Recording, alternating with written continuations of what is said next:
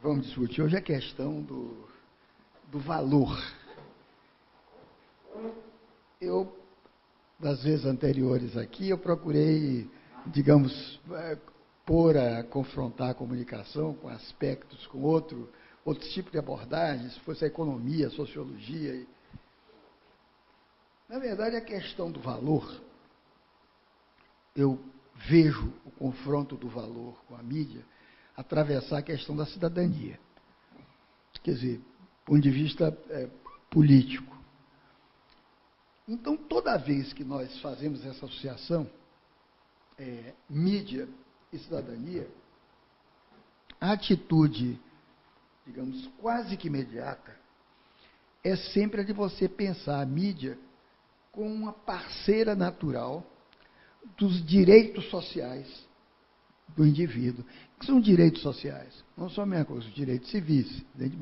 Direitos sociais significa educação, saúde, habitação, segurança, portanto, proteção coletiva. Isso é o que vem chamando de direitos sociais. Então, na sociedade moderna, os direitos civis são posteriores, os direitos sociais são posteriores aos direitos civis.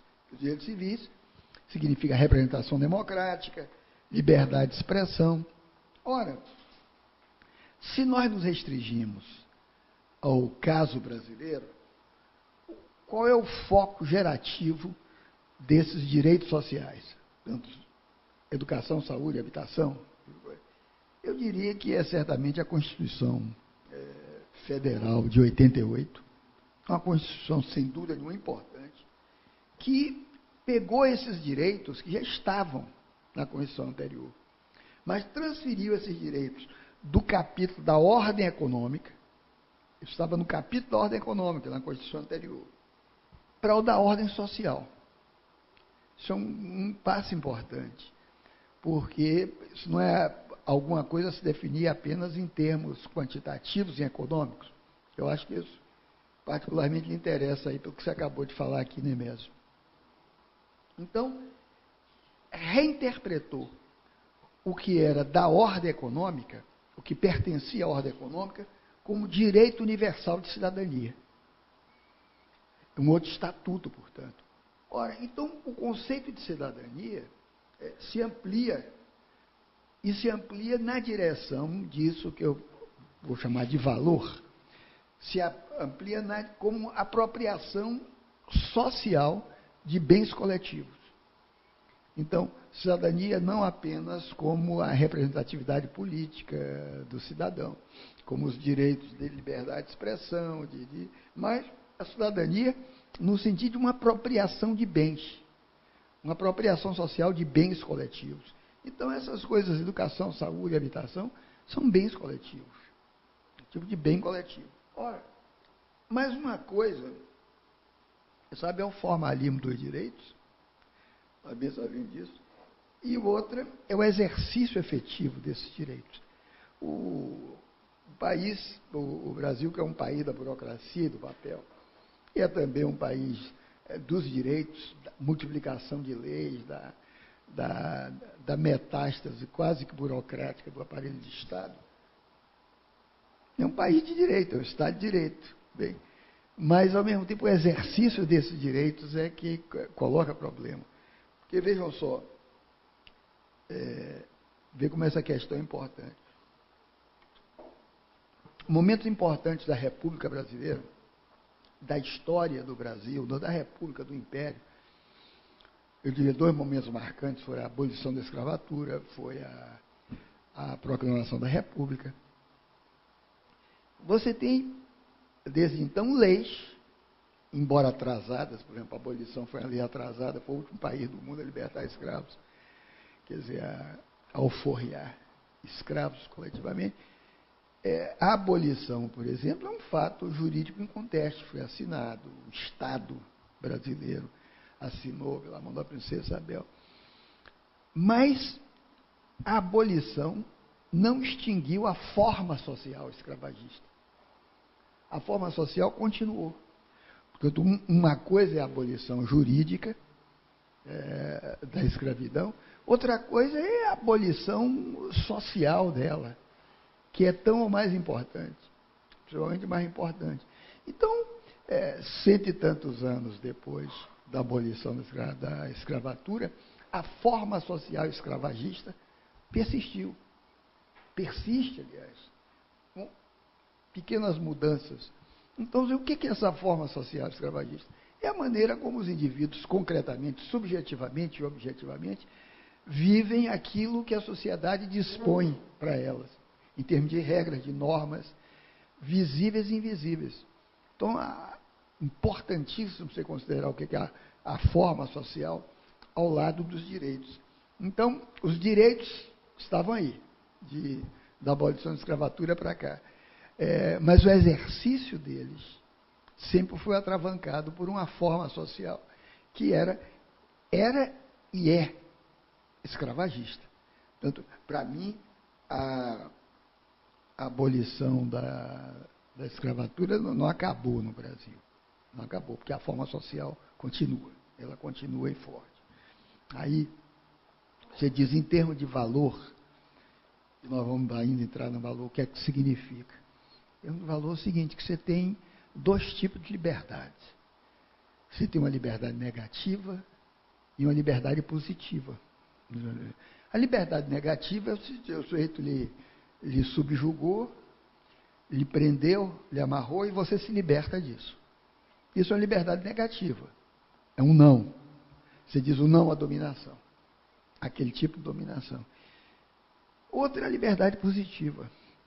A liberdade positiva é aquela de você ter autonomia histórica, ter iniciativa social, ter potência social de realizar. Então, você às vezes se liberta em termos negativos, a liberdade negativa, e não tem liberdade positiva. Né? Então, não basta, digamos, o papel que diga que é livre. Embora isso, no contexto da história brasileira, é importante como um resto histórico que a nação tinha que saudar e tinha que cumprir com a parte da população. Então, uma coisa é esse formalismo dos direitos, outro é o exercício efetivo dos direitos. Então, pelo menos no contexto político e no contexto econômico, em que esses direitos sociais se institucionalizaram, a mídia já era parceira irreversível do capital financeiro. Então, em 88, quando esses direitos se institucionalizam na Constituição, a mídia já estava aí há muito tempo como uma parceira de quê? Como uma parceira do capital financeiro. O que é ser parceiro do capital financeiro? Parceira do mercado.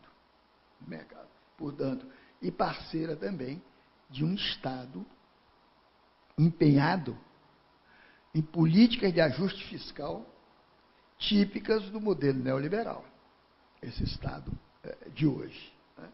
Então, o que é que se implica na prática? Implica uma dissonância ideológica entre o ativismo em prol da universalização dos direitos sociais e a valorização midiática da lógica do mercado. Portanto, é uma lógica que é afim, que é isomórfica à privatização na apropriação de bens coletivos. Portanto, esses bens estão implicados nos direitos sociais. Portanto, educação, saúde, habitação, proteção coletiva.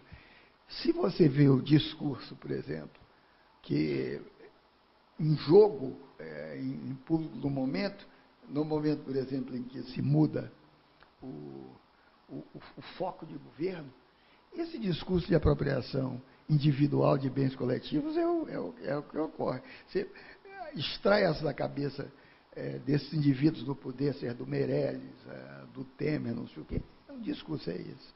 É como, individualmente, você apropria bens coletivos. Se derem chance, vendem as universidades privadas. A saúde, que é tão precária, os planos de saúde precários e em falência, os planos habitacionais acabam ou se enfraquecem. E a segurança pública é o que nós estamos vendo.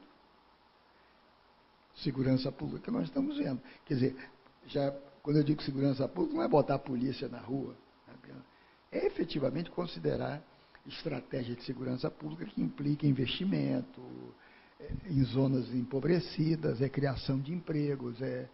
O problema da segurança pública é esse também. Não é dar mais armas apenas à polícia. E você vê que o Estado do Rio, a situação que está aí. Então, o que eu quero dizer é o seguinte, é que essa universalização dos direitos sociais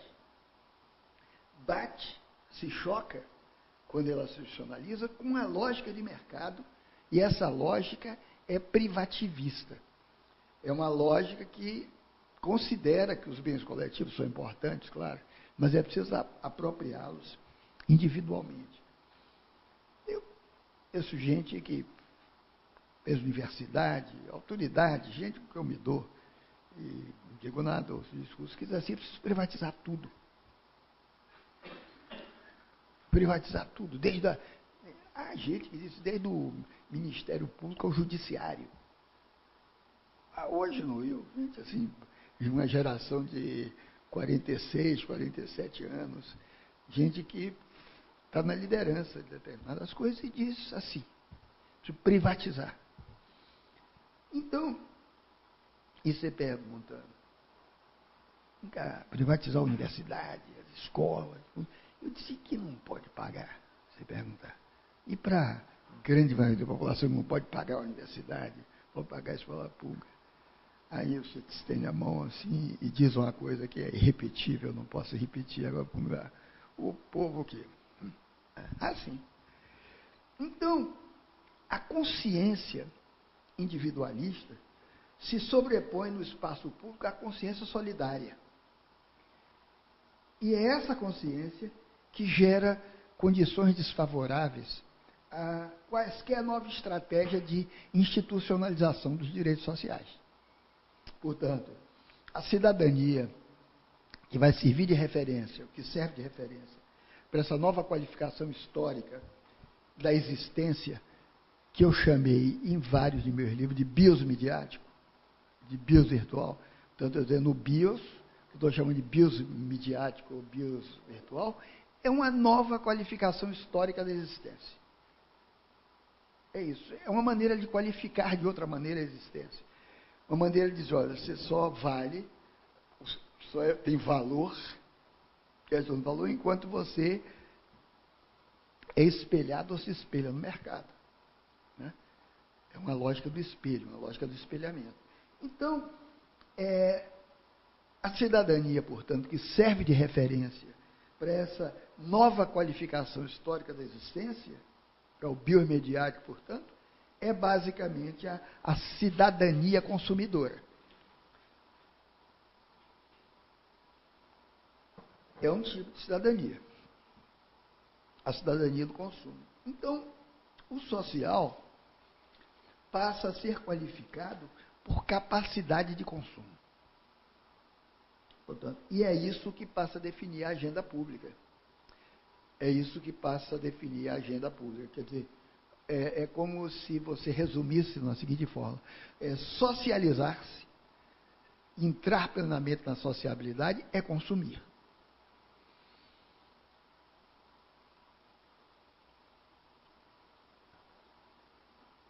Não é que o consumo seja um mal.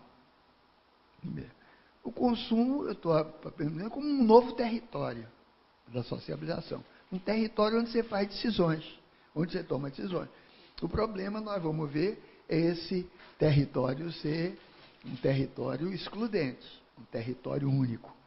Porque, se não tem uma dúvida, eu adianto, o problema da dessolidariedade, da não solidariedade, o problema da exclusão, o problema da intolerância, o problema da discriminação, o fascismo, em suma,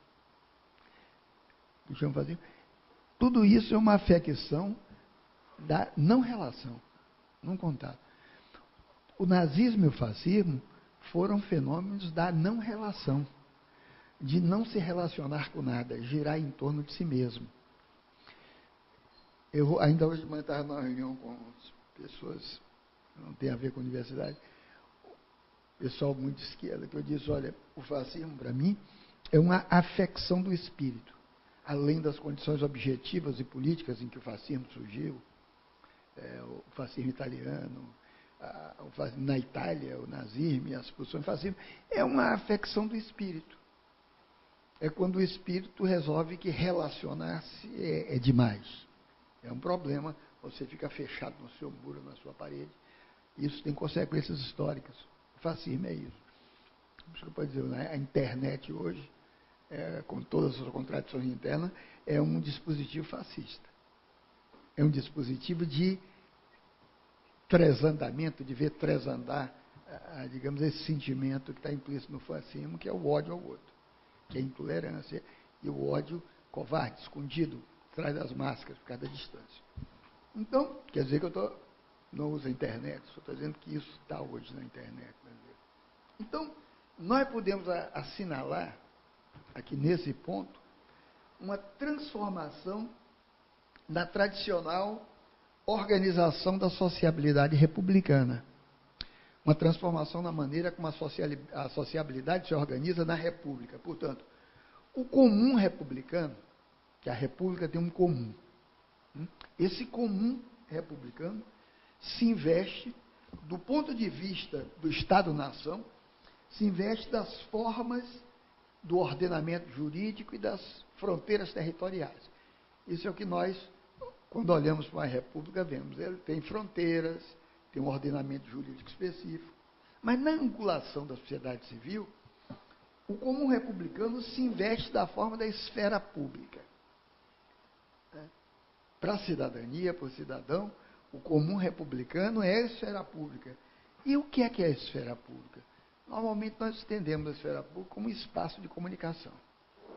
Quer dizer, a esfera pública é um espaço de comunicação em que cada indivíduo passa do discurso dual, discurso com o outro, à relação discursiva com a massa anônima. Portanto, hoje entendemos espaço público como um espaço cultural. Portanto, se levamos a sério a ideia autônoma de cultura como um espaço autônomo, um campo autônomo de sentido.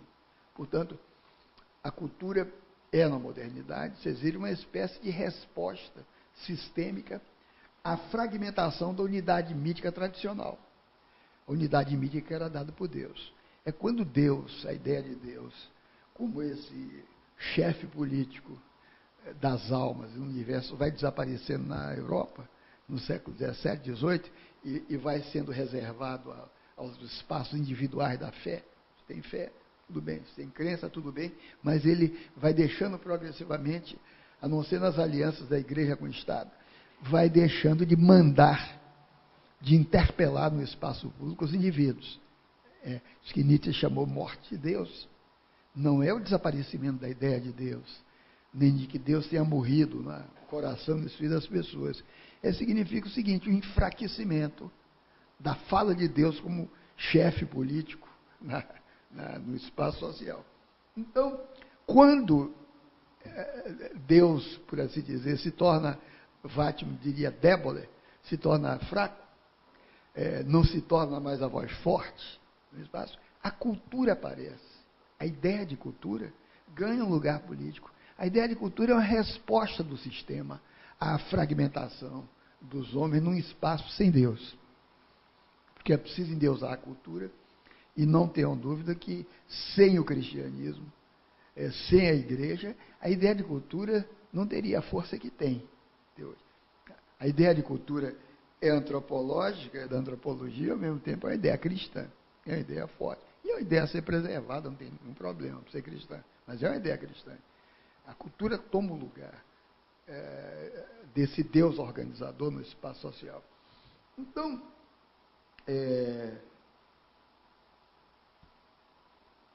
a política e a cultura é que presidiram a reinterpretação da comunidade antiga, da koiné antiga, na Europa do século XVIII. Quer dizer, a política e a cultura.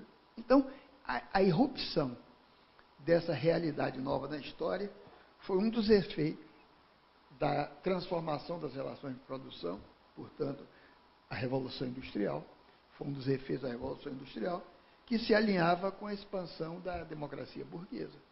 Então, olha só, foram estratégicas, portanto, na mesma esteira das proclamações teóricas e políticas de Rousseau, foram estratégicas para a consolidação da democracia burguesa, o que? A educação e a cultura na Europa. A educação e a cultura, para a classe burguesa, para os burgueses, foram instrumentos de concepção da democracia, não só como fim político, como finalidade política, mas como valor também, principalmente como valor.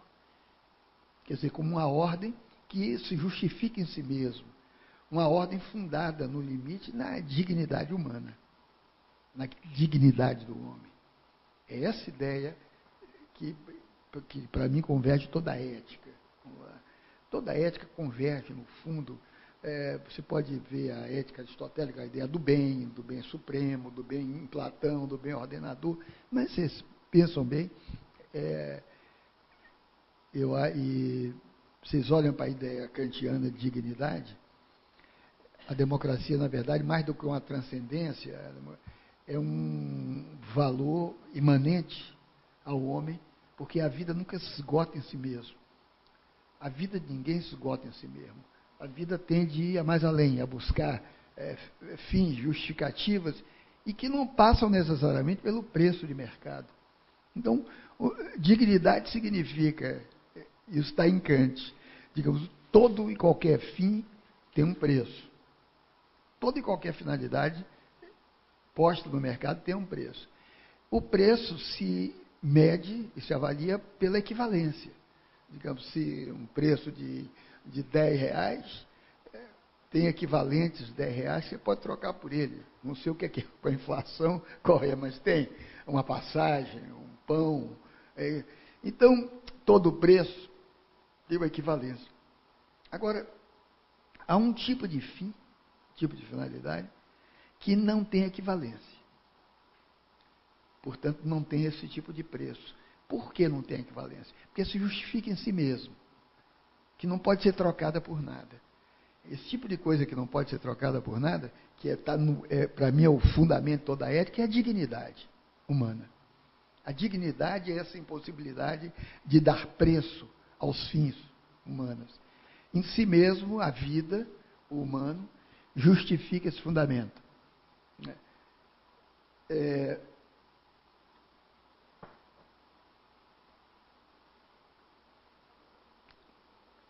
Eu disse isso dessa mesma forma que eu estou dizendo aqui, isso nem está aqui nesse texto que eu estou acompanhando, há uns 2 meses atrás, 3 meses atrás, no Municipal, não sei se vocês ouviram falar um debate sobre ética e transcendência no Municipal.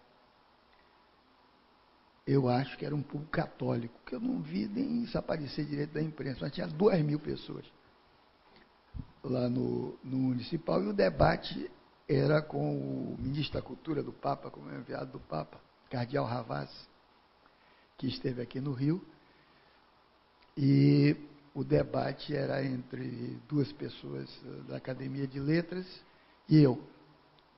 Me convidaram, o arcebispo aí me convidou. Eu fui.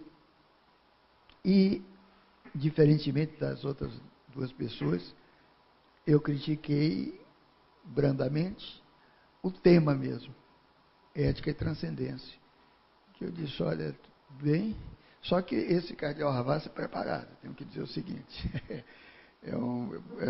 parece que é professor de filosofia em Roma, é o Relações Públicas do Papa. Eu disse, a ética não é questão de transcendência.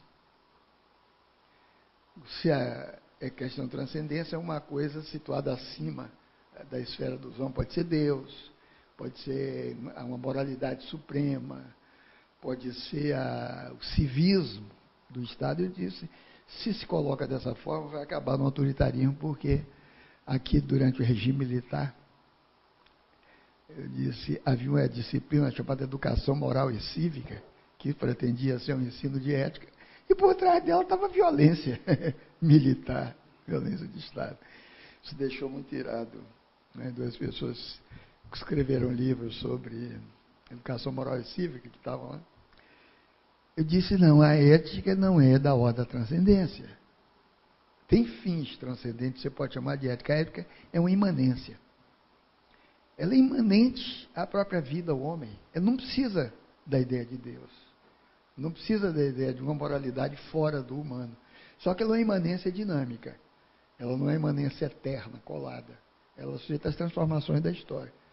E para satisfação minha, vi que o cardeal concordava exatamente e dialogou exatamente nesses termos comigo. Resolveu falar de ética, dar uma aula de ética. Por quê? Porque não precisa de fins fora do espaço humano. É dentro do espaço do humano mesmo, é imanente ao humano. E é dinâmica por quê? Porque ela dialoga com a história. Ela é transformada pela história e transforma a história. Então, a educação, portanto, e a cultura foram instrumentos de concepção da democracia como fim político e como valor. Como valor, democracia como valor, como algo importante inerente. E não apenas democracia como mecanismo de governo. Não democracia como mecanismo de governo. Não como o tipo de democracia que temos aqui. Temos um regime tecnicamente democrático, no Brasil no momento. Mas não democracia como valor, aqui não se vê. Então, a disseminação dos dogmas da soberania do povo, esses dogmas europeus, soberania do povo, isso demandava o trânsito livre de ideias. Então, a valorização do espaço público na Europa é isso. O livre trânsito de ideias era necessária a disseminação dos dogmas de que o povo é soberano, soberania do povo. Então, o espaço público, portanto, se fortalece na Europa ao longo dos séculos XVIII e XIX como lugar de manifestação da vontade geral e não de vontades particulares, portanto. Esse espaço público, portanto, sempre foi simultaneamente político e cultural. Eu acho que tem um capítulo desse meu livro, A Ciência do Comum, que está lá. Se chegar lá. O espaço público, portanto, sempre foi simultaneamente político e cultural. Portanto, uma conjugação de política e de letras. E letras na acepção ampla e não na acepção literária da palavra. Letras com maiúscula inclui o parlamento, inclui as liberdades públicas, sempre esteve. Vocês pensam no espaço público, mesmo brasileiro, digo brasileiro porque esse espaço público que estou falando forte na Europa, mas o espaço público, quando se deu o debate e as discussões sobre a abolição aqui no Brasil e também sobre a República, foi um espaço público dessa ordem, um espaço público dessa natureza. Os abolicionistas, brancos e negros, aqui no Brasil, discutiam por livro, panfleto, por jornal, mas também por clube literário, por comício, por palanque. O espaço público é tudo isso. Não é imprensa, não é mídia apenas. O espaço público é aquele espaço onde você entra com opinião, pode ser que aquela sua opinião vinque ou não.